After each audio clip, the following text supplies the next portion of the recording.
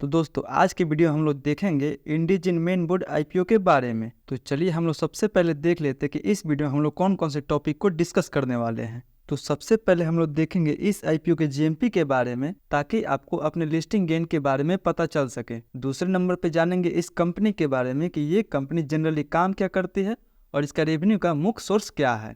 तीसरे नंबर पे हम लोग देखेंगे कंपनी कुछ पीर ग्रुप के बारे में कि इसी की जैसी मार्केट में और कौन कौन सी कंपनी है जो पहले से लिस्टेड है, ताकि हम उनसे इसका कंपेयर कर सकें। चौथे नंबर पे हम लोग देखेंगे कंपनी कुछ फंडामेंटल के बारे में कि ये जो कंपनी है वो प्रॉफिट मेकिंग है या लॉस मेकिंग है। और पांचवें नंबर पे देखेंगे हम लोग इस आईपीओ के डिटेल के बारे में, ये जो आईपीओ कब से ओपन होने वाला है, कब इसका लिस्टिंग डेट है। एंड सबसे लास्ट में हम लोग जानेंगे इस वीडियो के कंक्लूजन के बारे में कि हमें इस आईपीओ में अप्लाई करना चाहिए या नहीं करना चाहिए।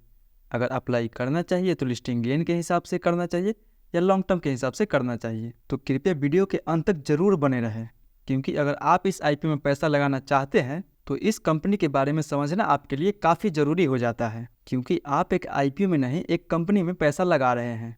तो कृपया इस वीडियो के अंत तक बने रहें ताकि आपको इस आईपीओ के बारे में एक बेटर अंडरस्टैंडिंग मिल सके। फिर चलिए वीडियो के स्टार्ट करते हैं, लेकिन उससे पहले अगर आप इस चैनल पर नए हैं तो कृपया इस चैनल को सब्सक्राइब कर बेल नोटिफिकेशन को भी ऑल पे सेट कर लें, ताकि आपको स्टॉक मार्केट से जुड़ी सारी अपडेट टाइम पे मिलती रहे। तो चलिए अब हम लोग देख लेते हैं इस आईपीओ के जीएमपी के बारे में।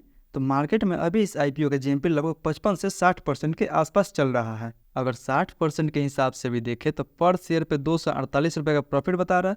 33 शेयर का लॉट है, उस हिसाब से लगभग 8000 के आसपास प्रॉफिट मिल सकता है पर लॉट पे। यानी ग्रे मार्केट में तो इस आईपीओ की काफ़ी ज़बरदस्त डिमांड है। यानी ग्रे मार्केट तो हमें इंडिकेट कर रहा है इस आईपीओ में अप्लाई करने के लिए। पर आप लोग ये भी जानते होंगे कि हमें जीएमपी पे पूरी तरह से भरोसा नहीं करना चाहिए, इसीलिए ये बहुत ज़रूरी हो जाता है कंपनी के काम और कंपनी के फंडामेंटल को समझना। तो चलिए फिर इस कंपनी के बारे में देख लेते हैं।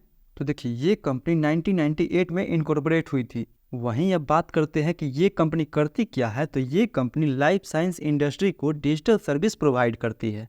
यानी ये company drug development, clinical trials जहां पे नई दवाइयों का टेस्ट होता है, रेगुलरिटी सबमिशन यानी सरकारी मंजूरी के लिए जरूरी दस्तावेज को तैयार करना, फार्माकोविजिलेंस यानी मेडिसिन के इस्तेमाल के दौरान सेफ्टी की निगरानी करना, कंप्लेंट मैनेजमेंट यानी ग्राहकों की शिकायत का समाधान करना, और सेल्स एंड मार्केटिंग सपोर्ट भी प्रोवाइड करती है। वहीं 2023 में आरोग्य वर्ल्ड इंडिया ट्रस्ट के द्वारा कंपनी को प्लेटिनम लेवल का अवार्ड भी दिया गया था। एंड दिसंबर तक कंपनी के पास 65 क्लाइंट थे। एंड इसका प्रेजेंस ना सिर्फ इंडिया बल्कि नॉर्थ अमेरिका, यूरोप, चाइना और दूसरे रीजन में भी है। यानी देखा जाए तो ये कंपनी जो है ग्लोबली काम करती है, जो कि काफ़ी अच्छी बात है इस कंपनी के लिए। यानी कंपनी का काम हम एक बार फिर से अगर सिंपल भाषा में समझने की कोशिश करें तो ये कंपनी जितने भी हेल्थ रिलेटेड कंपनी है तो उसको आधुनिक और डिजिटल तरीके से काम करने में मदद करती है, ताकि वो अपने प्रोडक्ट्स को जल्दी और सुरक्षित तौर पे लोगों तक पहुंचा सके। तो दोस्तों आई होप कंपनी का काम आपको पसंद आया होगा। अगर कंपनी का काम आपको पसंद आया तो कृपया इस वीडियो को एक लाइक जरूर दीजिए, इससे हमें काफ़ी मोटिवेशन मिलता है। वहीं अब अगर हम कंपनी के पीर ग्रुप के बारे में बात करें तो मार्केट में अभी इस कंपनी का कोई पीर लिस्टेड नहीं है। देखा जाए तो ऐसे मार्केट में कंपनी का कंपटीटर है, पर वो कंपटीटर मार्केट में लिस्ट नहीं है, तो इसीलिए फिलहाल हम इस कंपनी को किसी और कंपनी से कंपेयर नहीं कर सकते हैं।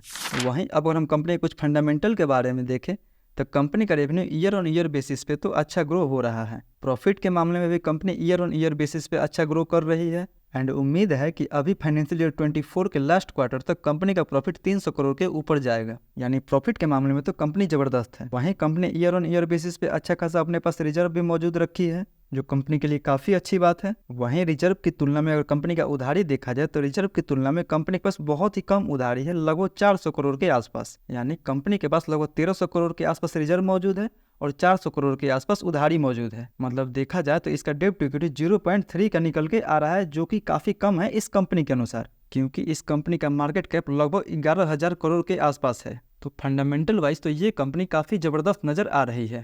तो वहीं अब हम लोग बात कर लेते हैं इस आईपीओ कुछ डिटेल के बारे में। तो ये आईपीओ 6 से 8 मई तक खुला रहेगा, जिसका प्राइसमेंट 430 रुपये से लेकर 452 रुपये पर शेयर रखा गया है, जिसका टोटल इशू साइज लगभग 1842 करोड़ के आसपास होने वाला है, जिसमें से फ्रेश इशू 760 करोड़ के आसपास होगा और ऑफर फॉर सेल के तहत 1082 करोड़ के आसपास कंपनी के प्रमोटर अपना हिस्सेदारी बेचेंगे। यानी देखा जाए तो मैक्सिमम पैसा कंपनी के प्रमोटर के पास जाने वाला है। वहीं मिनिमम हम इसमें एक लॉट अप्लाई कर सकते हैं और एक लॉट में हमें 33 शेयर मिलेंगे, जिसके लिए हमें 14,916 रुपये तक इन्वेस्ट करना होगा।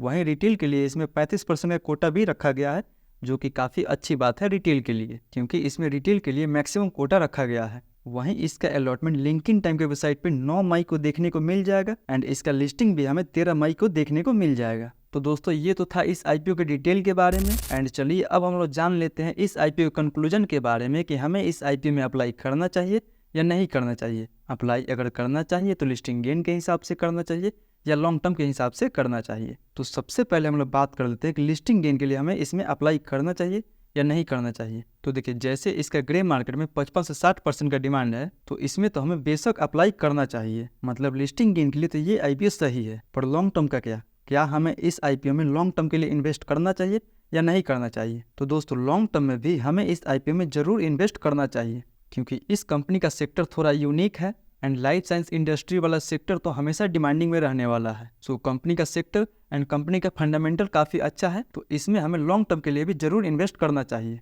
तो दोस्तों ये तो था मेरा राय इस आईपीओ को लेके। बाकी बात आपका क्या राय है इस आईपीओ को लेके, वो हमें कमेंट करके ज़रूर बताएं।